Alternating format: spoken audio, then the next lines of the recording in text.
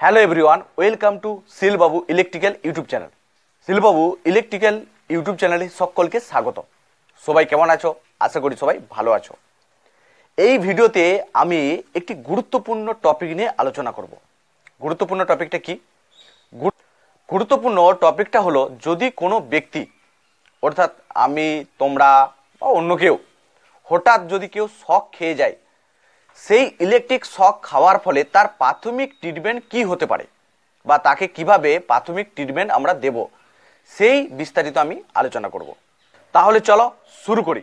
মূল ভিডিওতে যাওয়ার আগে চ্যানেলটিকে সাবস্ক্রাইব করে দিবে, লাইক করে দিবে এবং প্রচুর শেয়ার করে দিবে। নাম্বার 1, মেন সুইচকে অফ করতে হবে। নাম্বার 2, আহত ব্যক্তিকে ইনসুলেটিং মেটেরিয়াল দ্বারা ইলেকট্রিক্যাল লাইন থেকে বিচ্ছিন্ন করতে হবে। 3 নাম্বার, তারপর তাকে খোলা জায়গায় শুয়ে হাত পা তালু ঘষতে হবে এবং কৃত্রিম শ্বাস প্রশ্বাস দিতে হবে। 4 নাম্বার, আহত ব্যক্তিকে জল পান করতে দেওয়া যাবে না এবং জলের সংস্পর্শে রাখা যাবে না। 5 নাম্বার, প্রয়োজন হলে আহত ব্যক্তিকে গরম দুধ পান করানো যেতে পারে।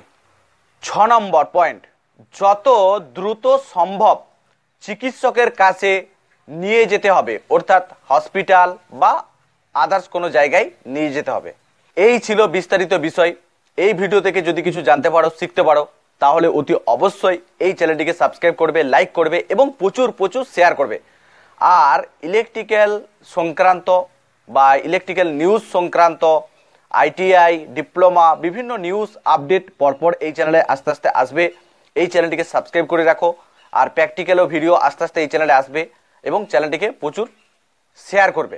ধন্যবাদ, দেখা হবে পরের ভিডিওতে। জয় হিন্দ, জয় ভারত।